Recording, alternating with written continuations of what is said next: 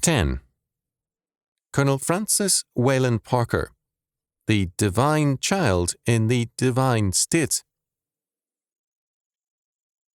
At the July 8th to 12th, 1901 meeting of the National Educational Association at Detroit, Michigan, a brief exchange of opinion between Colonel Francis Wayland Parker, 1837 to 1902, and William Torrey Harris brought to focus their divergent theories concerning the child and his education.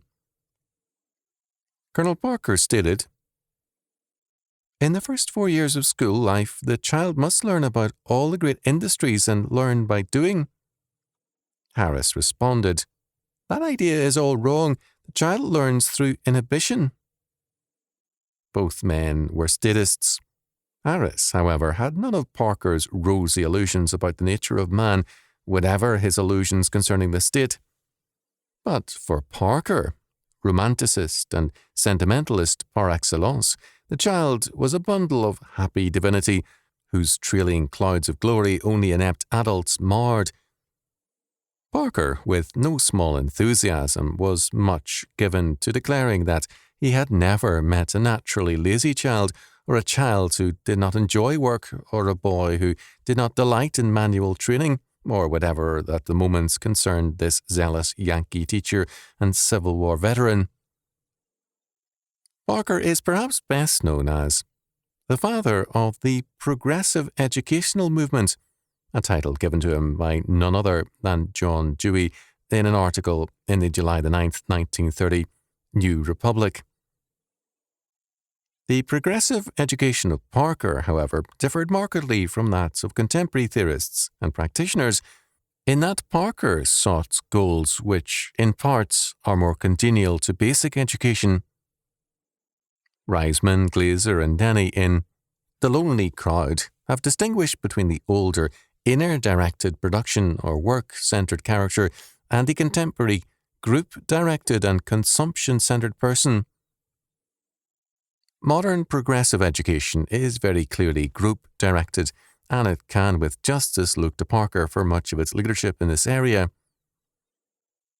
In spite of all that he contributed to the creation of such an orientation, Parker himself saw the purpose of education as definitely inner-directed and work-centred in his early years and never fully overcame that emphasis. Such a conception of education is especially marked in his talks at the Martha's Vineyard Summer Institute, July the 17th to August the 19th, 1882, published as Notes of Talks on Teaching.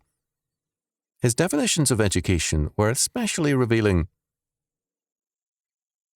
Education is the generation of power, and the generation of power in the right way is the very highest economy of which man can conceive. We learn to do by doing, to hear by hearing, and to think by thinking. The end and aim of school education is to train a child to work systematically, to love work, and to put his brains into work. I wish to make a sharp distinction here between real work and drudgery. Real work is done on real things, producing tangible results that are seen and felt. Real work is adapted at every step to the child's power to do. While emphasizing play in the progressive school, Parker did it in terms of this context of work, declaring, "Play is God's elementary method of training the child to work."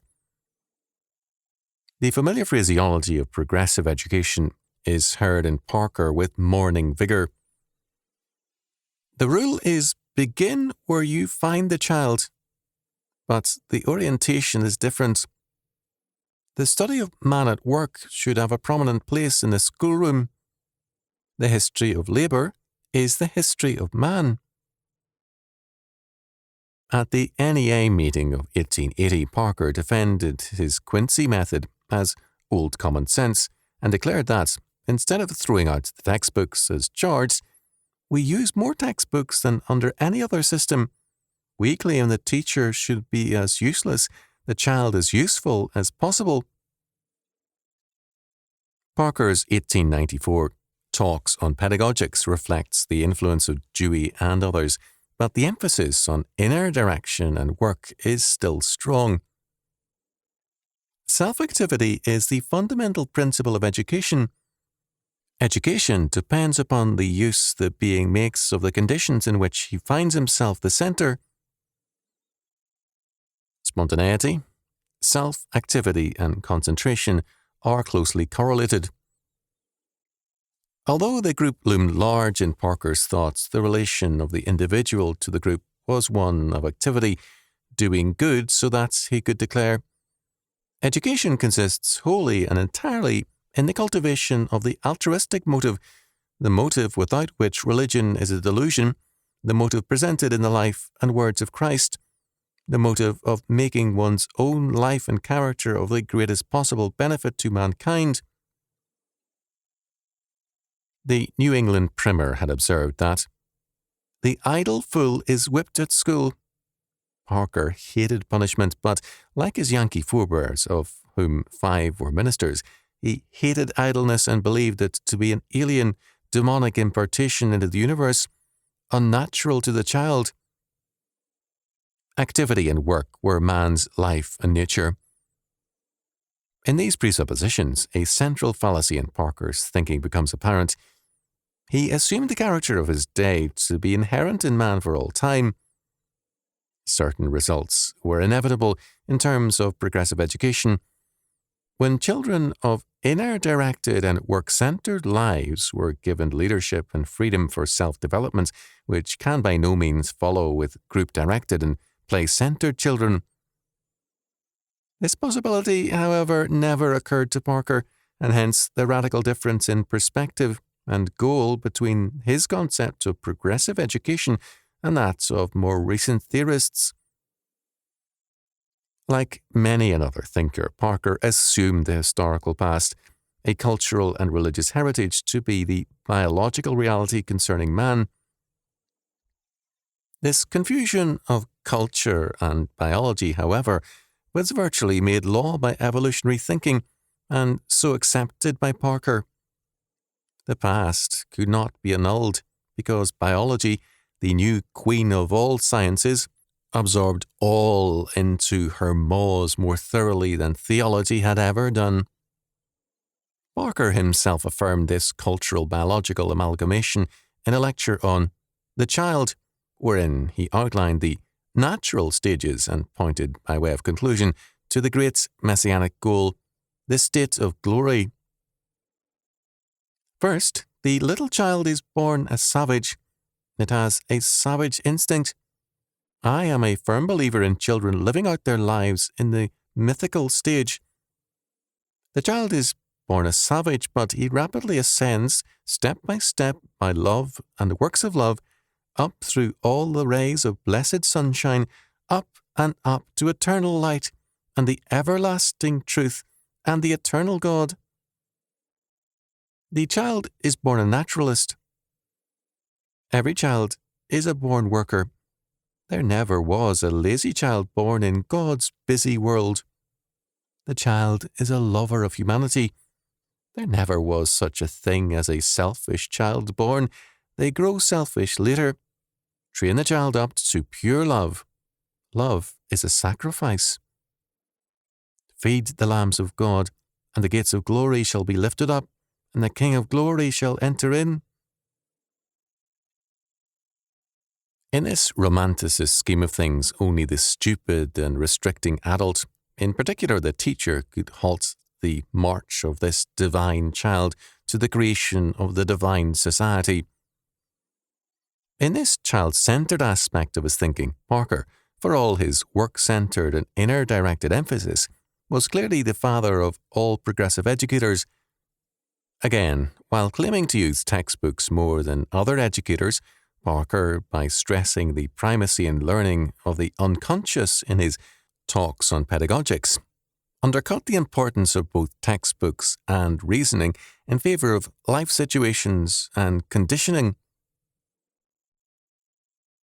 Parker's stress on the centrality and divinity of the child was strong and insistent. The child is the climax and culmination of all God's creations, and to answer the question, what is the child, is to approach nearer the still greater question, what is the creator and giver of life? In other words, to ask, what is the child, is virtually to ask, what is God? At one NEA meeting, Parker misquoted scripture to assert, "A little child shall lead us into truth." This natural divinity of the child is best seen in unrestricted and free activity, for the spontaneous tendencies of the child are the records of inborn divinity. For this reason, both the freedom of the subconscious and the stress on spontaneous self-activity were of utmost importance to Parker. Although he believed myths have a kernel of truth, it was not the truth that concerned Parker in his emphasis on the importance of myths, but the freedom of the child. For, who knows the whole truth? Shall the child be robbed of that which delights his soul and lays the foundation of true religious life? No greater mistake can be made in regard to the spontaneous activities of the child, for the myth is the true fire mist of character. It contains symbols which point upward to God and to heaven.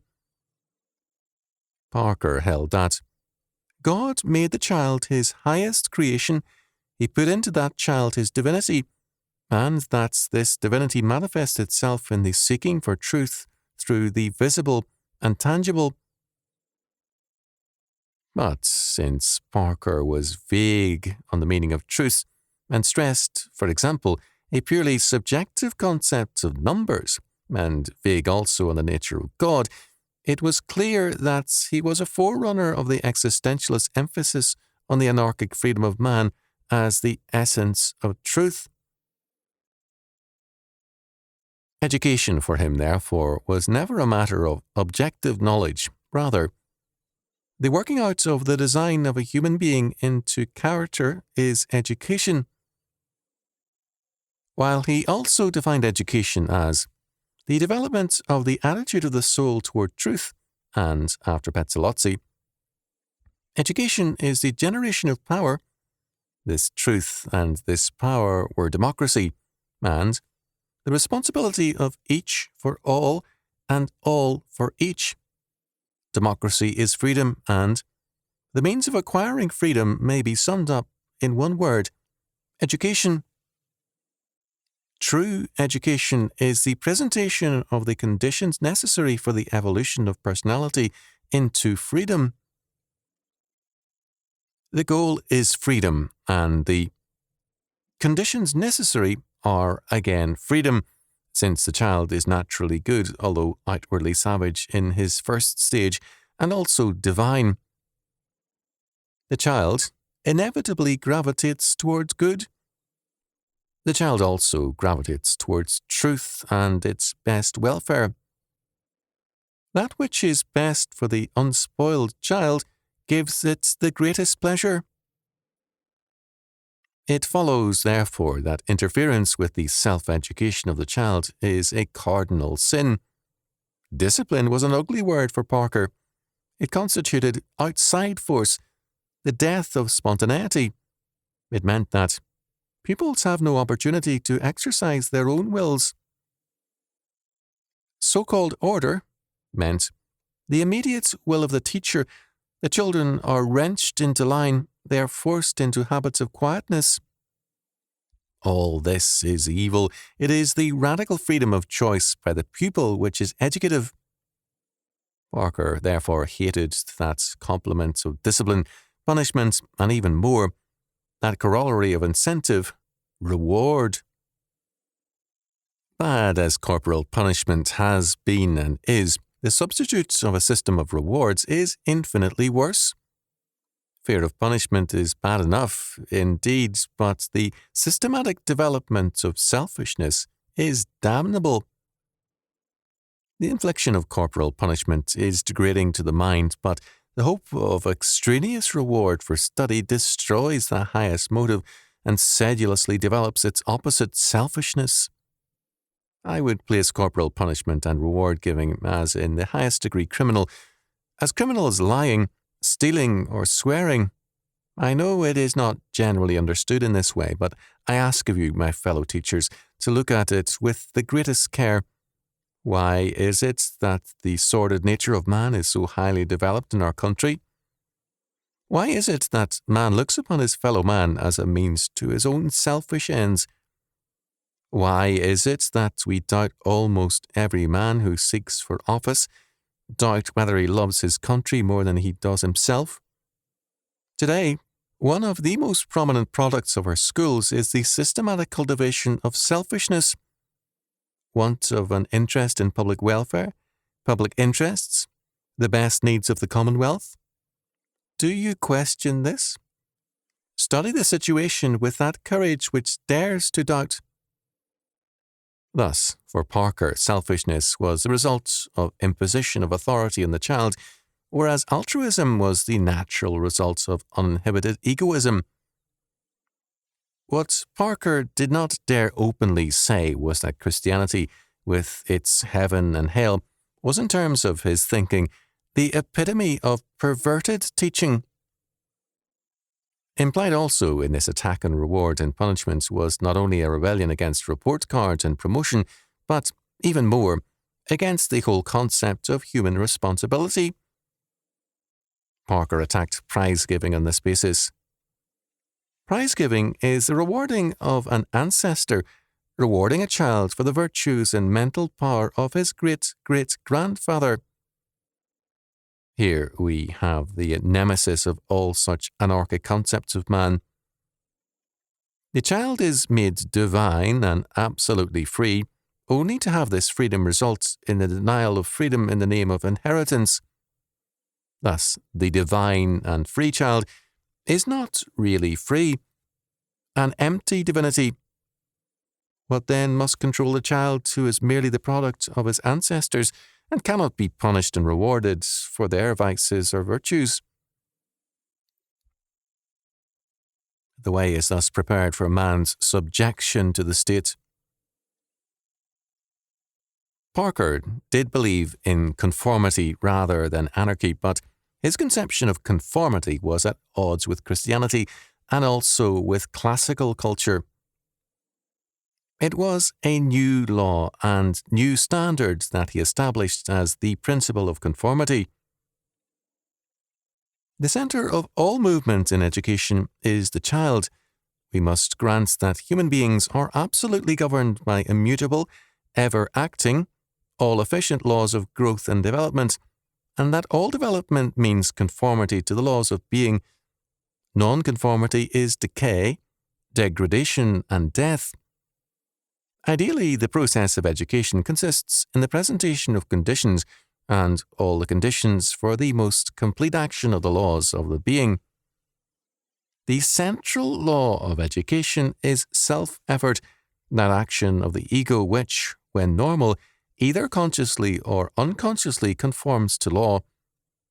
The contrast, adjustment, and fulfillment of the laws of being ever condition the action of higher laws and from the ever-moving path of educative action. For Parker, the law of being meant also man's fulfillment in democracy. The state school is the great means to that divine inspiration, the mingling, blending, and freeing of all classes of society in democracy. The salvation of all children is possible through democracy and democratic education. Parker believed that man was as amenable to training and conditioning as animals. A Kentucky farmer, he pointed out, expected each of his 100 colts to become a useful horse. Why should it be different with children under proper, quote-unquote, education? We must know that we can save every child. The citizen should say in his heart, I await the regeneration of the world from the teaching of the common schools of America. Parker could not believe sufficiently in the integrity of man's personality to believe that, in 100 children, many would, for good or bad reasons, resist his program of conditioning, or that others would accept it with equally mixed motives. Like every statist, he saw in animal husbandry an unanswerable logic for his position. For Parker, the school was thus the true home of the child, even as the democratic state was the true home of man. A school should be a model home, a complete community of embryonic democracy. Every school in the land should be a home and heaven for children. The ideal school is an ideal community, an embryonic democracy. We should introduce into the school what we must have in the state, and this is democracy in its pure sense. The child is not in the school to learn, not in there for mere knowledge, but he is in there to live, to learn to live, not a preparation for life so much as real living. The pupil should in school learn to live. He should there learn to put himself into life. The teacher is a leader in this community life. Self-government is the only true government. A child should be taught to live for others. We are too apt to ignore the divinity of a child. At the 1895 NEA meeting in Denver, Parker again emphasized the evolution of pure democracy as the goal of education. The child is not in school for knowledge. He is there to live and to put his life, nurtured in the school, into the community. Radical integration was thus an absolute necessity, and private schools must be wiped out so that every child can have his inalienable right to total democracy. The schools, accordingly, are not for knowledge or education in any historical sense, but are religious and political instruments for the total reshaping of man and his society and the conditioning of the child in terms of that way of life. This concept was true Christianity for Parker, who declaimed, "The day will come when ministers will preach the gospel of common education from the pulpit, yea, when it will be the grandest part of the great gospel of Jesus Christ." He spoke with glowing and rhapsodic joy of the New York bill requiring compulsory teachers' training after 1897, declaring, "Mine eyes have seen the glory of the coming of the Lord." In 1891, at the Toronto, Ontario, Canada meeting of the NEA, Parker portrayed true learning and education as beginning after Darwin and after the development of democratic state schools, as against non-democratic state schools, as in Prussia, criticized in Talks on Pedagogics, and saw it as rooted and grounded upon the people, vox populi, vox Dei. This meant, in the fullest sense, majority rule, and the spirit and nourishment of the common school system has always depended, and depends today, entirely upon the will of the majority. The state school is the newest of all the great human institutions that make for righteousness and must absorb or eliminate all other schools. The Republic says to its citizens, "You cannot be educated outside of the common school, for the common school is the infant republic." To oppose the growth of the state school, which is the child's true community and home, and to seek to maintain private schools is bigotry, and hate is the devil and should be remanded to the infernal regions, else there is a hell on earth. It is the state school which alone can shape the child for his democratic destiny, and to oppose such a course and maintain private education is thus demonic bigotry. The teacher has the key role in this future in shaping the child and creating that pure democracy in the classroom. Here lies the way of the future school, exalts the common school by the exaltation of the teacher, make them capable of undertaking the problem of man and the destinies of humanity. In the discussion that followed this address, A.P. Marble of Worcester, Massachusetts, observed that the ancient doctrine of the divine right of kings had been succeeded by the divine right of the people. Marble saw that, in the name of this divine mass-organized state, the integrity and life of the family were being destroyed by Parker, and he sharply challenged this direction in education. If the school of the future is to take the place of the parents and attend to the entire training of children to be responsible for bodily health, intellectual training, and moral culture, if the duty of parents is to cease when once the child is old enough to enter the kindergarten, and the school is to turn him out fully equipped for the battle of life and for entrance into bliss hereafter, then we must have a good deal more time and more funds. It would seem as if so broad an aim would need to include dormitories, clothing stores, and refectories. Such was the Spartan scheme of education. It is not likely to be repeated. It is not desirable. Nothing of a public and institutional nature can supply the place of parents. They were ordained of God, and no incubator of modern science or education should ever supplant them. The duty of rearing and disciplining their children ought to be thrown back upon them to that largest possible extent. Any institution or any school which tends to beget in the parental mind a feeling of irresponsibility is evil, and only evil, and that continually. The school of the future will not usurp the functions of the parent. This perceptive criticism by Dr. Marble, himself a life member of the NEA, Parker failed to answer, for he was immune to reason and a complete enthusiast. As was typical of him, he merely denied the charge and launched into a new rhapsody concerning the glories of the divine child and that divine state, pure democracy. I believe, of course, that the home is the centre of the world, and the time is coming when mothers are to study the subject of education, obliged to study. The heavenly light that fell on the hills of Bethlehem teaches us of the divinity of the little child. Feed my lambs, and the gates of glory shall be lifted up, and the King of glory shall enter in.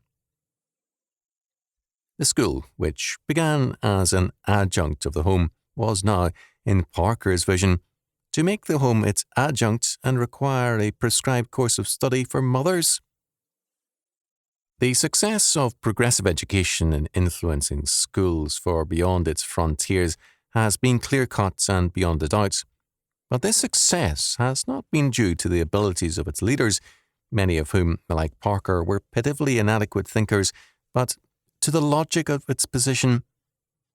Progressive education, by making explicit the logic of democratic, state-controlled education, has had the power of an inevitable logic at its command, for the educational socialization of the child means the socialization of all life. If the spring, the home, is socialized, then the stream is inevitably socialized also, and every other agency steadily destroyed. The welfare state is a stage on the way in that the independent agencies of society cannot survive when independent man and his society are supplanted by socialized man and the state. The home and its members no longer become the mainstay of life, but rather that new home of the child, the school, and the adult's home, the state, become the sources of guidance, leadership, relief, sustenance, and faith.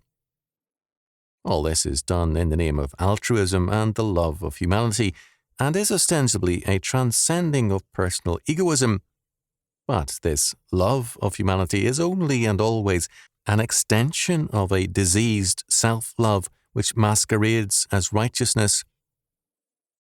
Man does not widen his horizon or transcend himself by multiplying his ego or substituting humanity for himself, but only by transcending himself in the obedience to and glorifying and enjoying of God, the transcendent and ontological Trinity.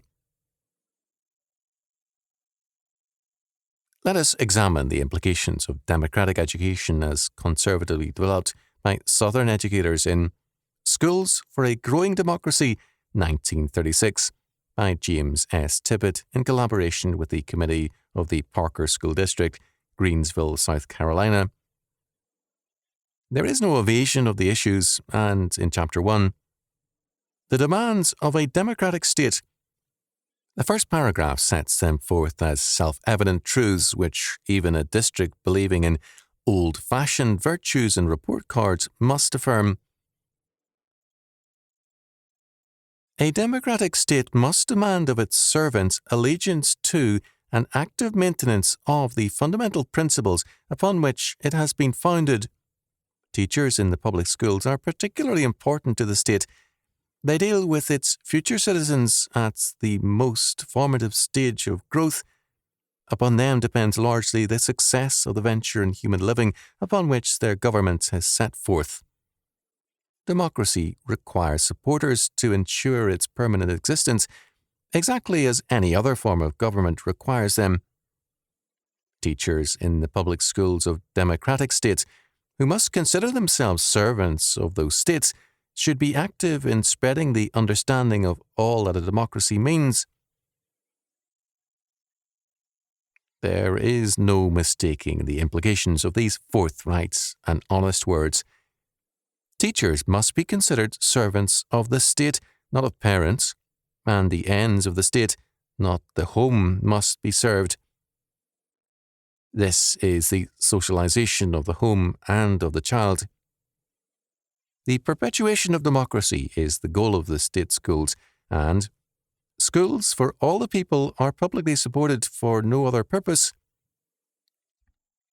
The school is a failure if pupils are given no experience with democratic principles in action. Everyone must experience democracy and must be required to cooperate. A democratic state demands cooperation among all its members. Moreover, a democratic state demands leaders and followers, and the school is the training ground for both. The goal of education is to meet the demands of the democratic state. In terms of these principles, it would follow that Southerners are clearly wrong in resisting integration of white and Negro pupils, since the attainment of pure democracy requires total social integration. Likewise, it would follow that fraternities are an evil in that they are based on a principle of social discrimination. Similarly, we would have to affirm that churches cannot be permitted their divisive and creedal differences, in that such principles of faith are anti-democratic, and a faith for all peoples, and one more or less effortlessly credible to all, is needed. If democracy be the goal and the supreme virtue, then every other standard, virtue, and faith must be levelled and eliminated as hostile to democratic living. No more exclusive good than democracy exists, in that its nature requires the destruction of all other standards. Again, the socialization of the school and child by the state is basically the same in principle, whether done by Nazi Germany, Soviet Russia, Roman Catholic and Fascist Italy, or the democratic United States. In each and every instance, it involves a usurpation of home and school by the state. It is socialism in its every instance, whether Roman Catholic or Protestant, national, international, or democratic. There is no escaping this dilemma of socialization with its subversion of learning to the goals of the state, except by the radical disestablishment of the schools, the separation of school and state. The state ownership of children is the implicit or explicit fact of all statist education. German youth belongs to the Führer, and all statist youth belong to the state. Whether stated by Hitler, Parker, or Conant, it involves a view of life in which the nature and destiny of man is to be fulfilled in and through the state. The triumph of statist education in a democracy means the triumph of radical integration of all life into the statist mold. The triumph of social objectives over education. The introduction of religion into the schools, or the inclusion of parochial schools into state and federal financial aid, will only intensify the triumph of statism over education. Men like Marble could point to the deadly fallacies in Parker's thinking, but Parker's status thinking is shared by those today who oppose progressive education because, given the principle of state schools, the primacy of status purposes becomes the inevitable corollary. Despite all his absurdities, therefore, the logic of Parker was wiser than the wisdom of his enemies.